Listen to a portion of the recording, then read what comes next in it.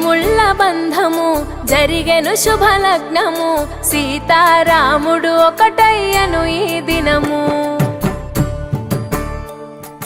7 అడుగుల పయనము ఒకరికొకరు సొంతము కలిసి మెలిసి సాగను ఈ జీవితము శతమానం భవతి అని వధువరులను దీవించి శ్రీరస్తు శుభమస్తని అతిథులు ఆశీర్వదించి పంచాభూతాల నడుమ 2 మనసులేకమయ్యే కళ్యాణం